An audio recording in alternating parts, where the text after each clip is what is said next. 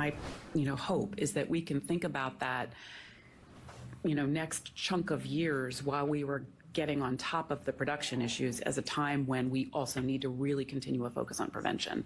As Oregon works to build more affordable housing, advocates say lawmakers need to invest more money to stop renters from becoming homeless. They say the rent assistance lawmakers set aside this last legislative session is helping, but it will soon run out.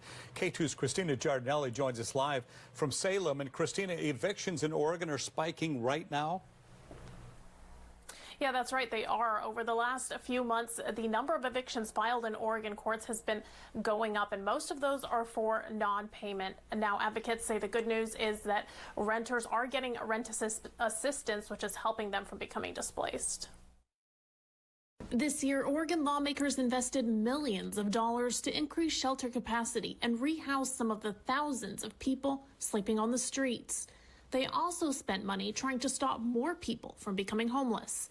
Sybil Hepp with the Oregon Law Center says it's working. The outcomes for tenants are far better than they were during the time period where there is no protection in place. Protections included policy changes that extended the amount of notice landlords have to give when evicting renters for non-payment. It went from a 72-hour notice to a 10-day notice. The procedural protections that are in place are resulting in tenants having a greater chance of receiving legal assistance and rent assistance in time to avoid displacement, which was the goal of the intervention. Before those protections were in place and before lawmakers increased rent assistance, only 28% of evictions were being dismissed. Dismissals are now at 50%, and negotiated move-outs went from 23% to 10%. That means fewer people are becoming homeless after an eviction.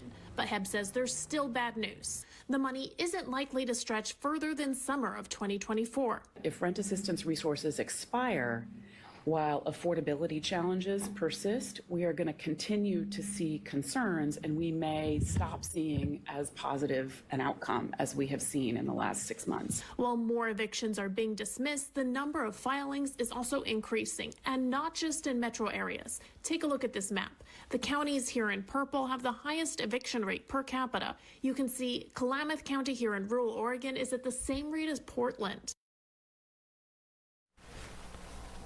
Now, the advocates say the best way to stop evictions from happening is to increase the supply of affordable housing. But of course, that is going to take time. In the meantime, they want lawmakers to keep funding that rental assistance. Live in Salem, Christina Giardinelli, K2 News.